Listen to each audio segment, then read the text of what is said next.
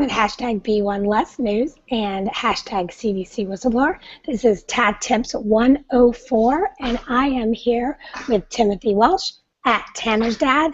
If you ever need content to tweet for any of your states' Kill the Bills, he's your guy at Tanner's Dad.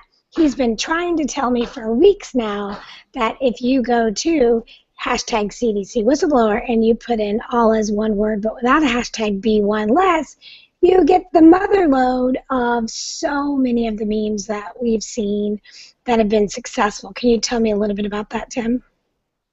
Again, there's a relationship between Google and Twitter now where everything is coming together and the fire hose of real-time connection is there. And so more and more of the content we've been putting out the last 7 months and we've been finding across the last 7 months is now coming up and represented in the void where the media has just decided to not have the discussion about public health. So like right here on this first page of B1 Less, I'm going to tell you what I see. I see this meme that has /DC Immune, which talks about the CDC whistleblower getting immunity as a whistleblower. This one right here is that Kimmel meme that went around. This one right here is talking about /tested on black babies. Back in the 80s, they had an experimental measles vaccine they did on minorities in Los Angeles, and the CDC director said that was a mistake. This one, 99% of Americans are under-vaccinated. This is Johns Hopkins pulling their shedding link. This is B1 Less front page.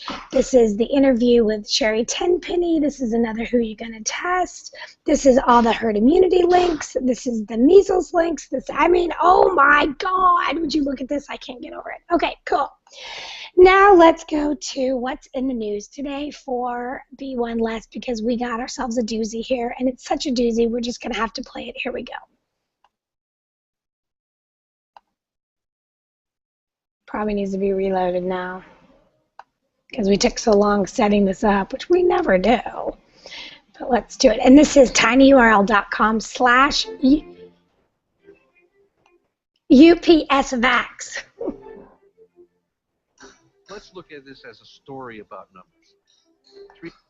And a story about pasty white people telling us what to do. Go. 375,000 doses of flu vaccine. Can you think about that? 375,000 doses of flu vaccine. Geez, wonder where they came from. Crossing 5 different countries, 9,000 Laos. They ended in Laos. Remember that. miles on a tight timeline. It was the first shipment of seasonal flu vaccines into Laos.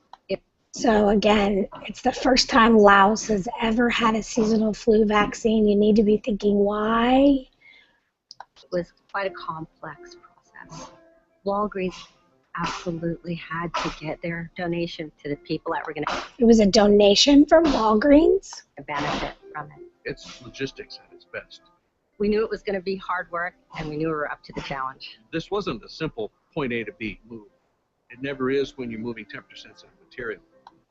Most of our vaccines are temperature sensitive. The PharmaPort 360 regulates the internal temperature to a controlled set point for 5 degrees Celsius through its built-in GPS GSM technology that tells what the internal control temperature is, battery status, what the operating system is doing. You know where your product is anywhere in the globe. It had to travel from Louisville, Kentucky, through to Anchorage, To Incheon, Korea, to Shenzhen, China.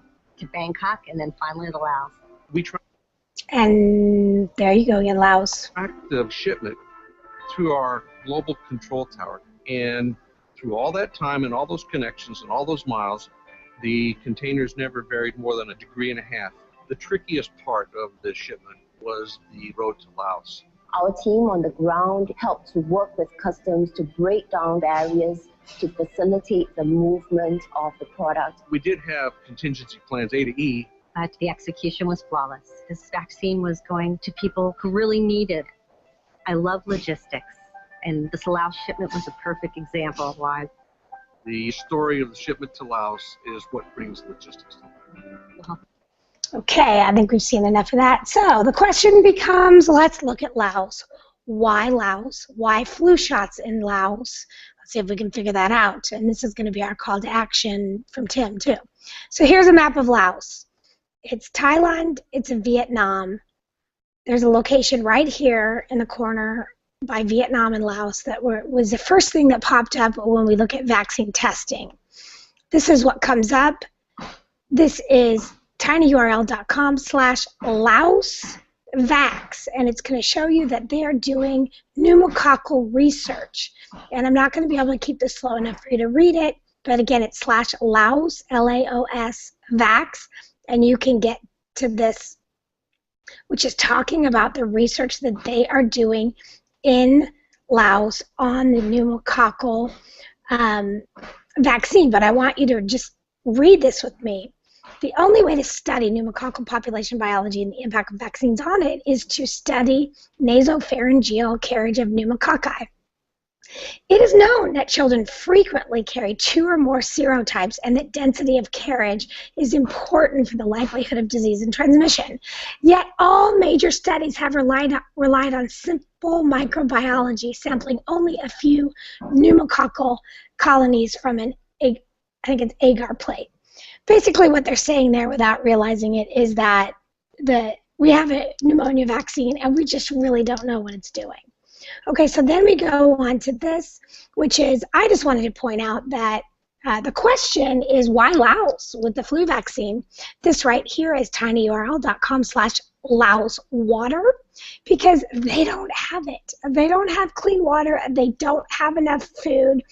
And it says right here that they just don't have everything they need to be healthy from a food and water perspective, and yet we're donating to Laos flu vaccines. I hope you guys get the drift of the questions here. Do you have any comment before we move on to Ghana, Tim? I'm still in shock. Keep going. I know. It's just, there's not a single thing that you can unturn that you don't go, whoa, how did this happen? Okay, so this one right here was me looking on Twitter for what was going on Twitter under vaccines work. And I immediately got this link, which is all about Gavi and vaccines working across the globe. But this is one that's talking about cold chain. And again, you need to understand that most, if not all, of our vaccines require cold chain storage and delivery all the way to the point that it's delivered into your body via a needle, because if there's a problem, it's not good. So what I want to show you here is this is what Ghana gets. Remember that snazzy one from the UPS? This is Ghana's version. This is Ghana's version. So these are coolers. They don't look like they have an electrical source. And here's all these boxes in front of these coolers. This is their version of this utilizing a cell phone. And this is what it looks like inside.